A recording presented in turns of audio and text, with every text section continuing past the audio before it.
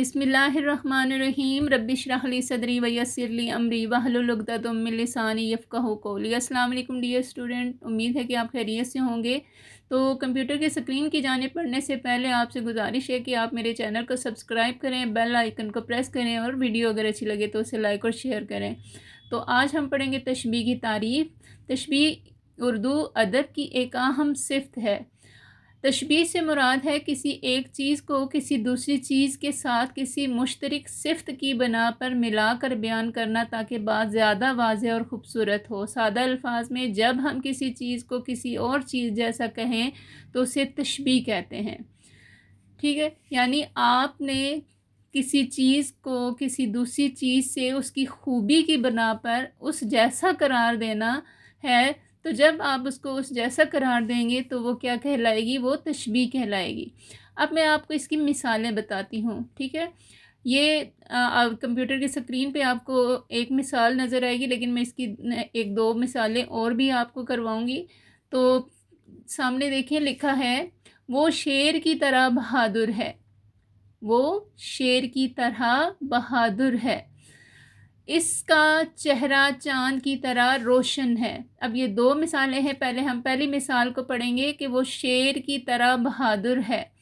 तो यहाँ पर किसी को शेर की तरह कहा गया है। ठीक है, तो यहाँ पर शेर, किसी को शेर की से मिसाल, यानी कोई बहादुर है, उसके अंदर बहुत ज़्यादा जुर्रत है, वो तो उसको शेर, क्योंकि शेर भी बहादुरी की अलामत है। और जो इंसान ताकतवर होता है, बहादुर होता है, दलेर होता है, तो उसे भी शेर की तरह कहा जाता है, यानी शेर से उसको तशबीह दी जाती है।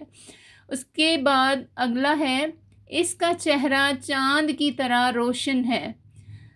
अब किसी यहाँ पर अब चाँद किसकी अलामत है? खूबसूरती की अलामत है। और जो चेहरा, ठीक है, खूबसूरत होगा, कोई इंसान, कुछ भी हो सकता है, आप जिस आपके सामने जो चीज़ होगी, अगर आपको वो अच्छी लगती है, खूबसूरत लगती है, तो आप उसको किसी आप से तशबीह देंगे। तो यहाँ पे चाँद से तशबीह दी गई है, यानी कि उसका चेहरा, यानी वो चाँद की तरह खूबसूरत है। ठीक है, उसका चेहरा चाँद की तरह खूबसूरत है। अब यहाँ पर आपको डियर स्टूडेंट, अब तीसरे मरहले पे हम करेंगे तशबीह के अज्ज़ा, मुशब्बा, मुशब्बा बिह, वजह तशबीह, हरफ तशबीह। तो यहाँ पे मैं आपको एक मिसाल देती हूँ, एक और मिसाल। जैसे माँ अपने बेटे के बारे में कहती है कि मेरा बेटा चाँद की तरह है। ठीक है, अब ये तशबीह दी जा रही है। अब आपको इसके अंदर मुशब्बा, मुशब्बा बिह और वजह तशबीह और हरफ तशबीह क्या है, ठीक है, तो ये मैं आपको बताऊंगी। अब माँ बेटे के लिए कह रही है, अब जिसको तशबीह दी जाए, ठीक है, तो यहाँ पे किसको तशबीह दी जा रही है? बेटे को। तो बेटे को किससे तशबीह दी गई है? चाँद से। तो बेटा यहाँ पे मुशब्बह है। ठीक है, और दूसरे नंबर पे मुशब्बा बिह है। तो यहाँ पर अब जिससे तशबीह दी गई, तो बेटे को किससे तशबीह दी माँ ने? चाँद से, कि उसने कहा कि मेरा बेटा चाँद की तरह है। तो मुशब्बह बिह क्या हुआ? चाँद हुआ।